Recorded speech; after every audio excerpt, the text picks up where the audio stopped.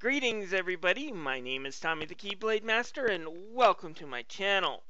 In this video I'm going to talk about Nintendo's E3 press conference plus a few other things I saw today just checking out the E3 news.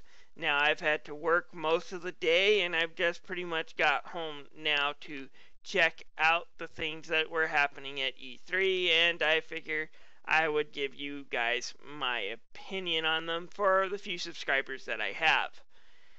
Basically, watching Nintendo's E3 press conference this year, I wouldn't say it's a strikeout. The first year they decided to do a pre-canned video, that was a strikeout.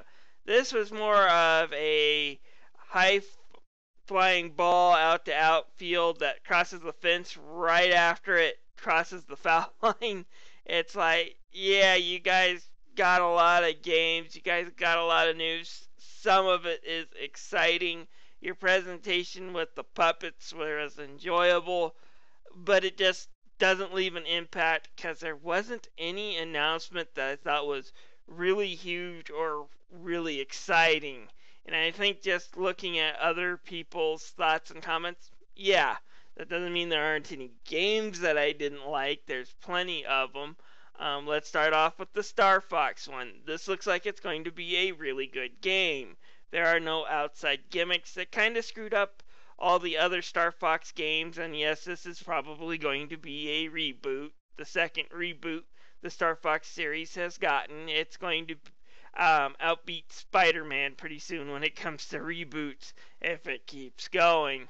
But anyways, this looks like it could be a really fun game. They even brought back some of the transformable vehicle types that they had in Star Fox 2 that was never released, which from what I've heard that it was pretty much complete. I don't know why Nintendo doesn't just put that on the virtual console, and maybe they will. They did that with the original Mother game a few days ago, so maybe before the release of this new Star Fox Wii U, Nintendo, see what you need to do to complete that game and release it on the Wii U's virtual console. It would be a real treat to be able to play that game if it is pretty much completed anyways. Might as well get some money out of it, right? But, you know, they have those transformable vehicles and it looks like it could be fun. The only thing I'm concerned about is the aiming mechanic. I don't know how much you're going to have to use it. If it's just a small gimmick, kind of like the motion controls for the 3DS version, it won't be too bad. But if that's your main way of having to shoot, it's either going to be hit or miss. It's either going to be really fun, really bring you into the experience, or it's just going to frustrate the living hell out of you. I don't know yet, and I won't know until I get my hands on the game, but it's definitely one I'm looking forward to. They showed some of the new Xenoblade gameplay footage. That looks like it could be a really good RPG. Yoshi's Woolly World. Again, none of this is new. We already knew all this stuff was coming, but Yoshi's Woolly World looks pretty good. As far as some of the more newer announcements that I didn't know was coming, we did get announcements of a new Metroid game. And it didn't excite me. It looks like it's some sort of multiplayer Metroid Prime Hunter-esque game that doesn't even seem to be set in a place where Samus is in. I don't even know if you'll be playing as her. It looks more like I said a multiplayer co-op, similar to the co-op Zelda game they've shown, with some sort of mini game collection put in. And like I said, this isn't what the Metroid series needs. It needs a serious entry. It needs a real Metroid Prime-esque entry into the series if it's going to reboot itself after the disaster of the other M. And yes, that game did have serious problems. It's not a terrible game, but it is a game that did leave a lot of Metroid fans really unhappy. So, yeah, it really needs something big, and I don't think this next Metroid game after this long wait is going to really revive the series. Sorry, folks.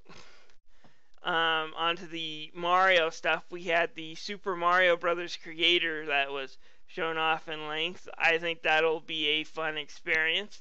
I might pick it up. I haven't decided yet, but Mega Man Powered Up did something similar, and it had some interesting levels that you can find online, and hopefully Mario Creator will be even more so. So I'm looking forward to enjoying that game, creating stages, and experiencing others. The one thing I think that will really torpedo this game, though, is the freaking amiibos. I'm going to probably start to really hate these freaking things. I do not buy them. They are DLC. I will congratulate Nintendo on making that DLC collectible and able to use on other games, but they are pretty much serve the role of DLC. So count me as kind of, bored with this whole amiibo thing and not really going out to spend money on it. So hopefully it doesn't sabotage Mario Maker. They're also coming out with a new Mario Tennis for the Wii U. Hopefully that will be fun. I do enjoy the Mario Tennis for the GameCube, and hopefully this one will be really good too. So all in all, when it came to the Nintendo press conference, there were games that I thought are going to be fun, but there weren't any really big announcements to make it memorable. It was basically puppets. So, like I said, not terrible, not great. And at this point, Nintendo really needs to start knocking it out of the park.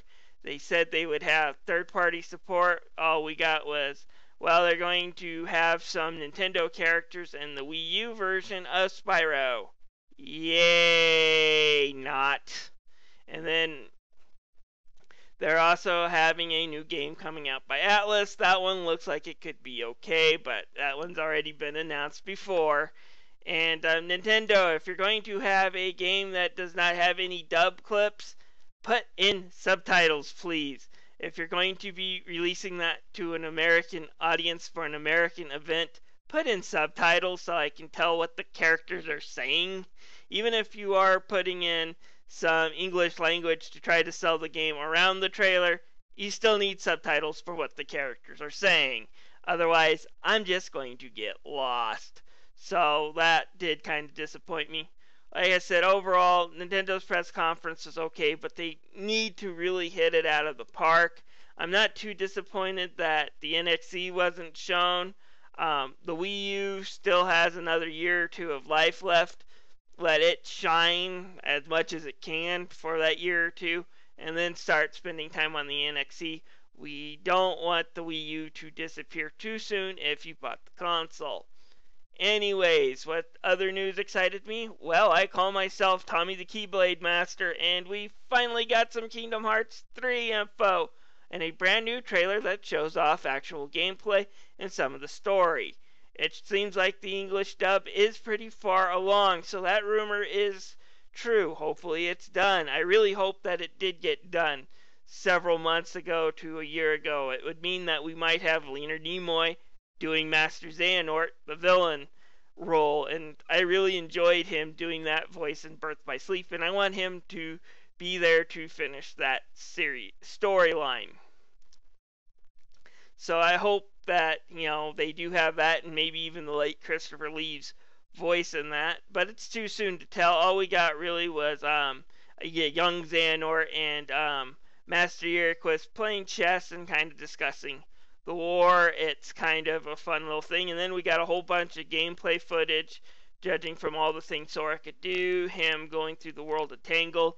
And let me tell you, the whole game just looks gorgeous. I mean, they did a good job interpreting these worlds into the PlayStation 2, but now you could get into a lot more detail, you can make them lush.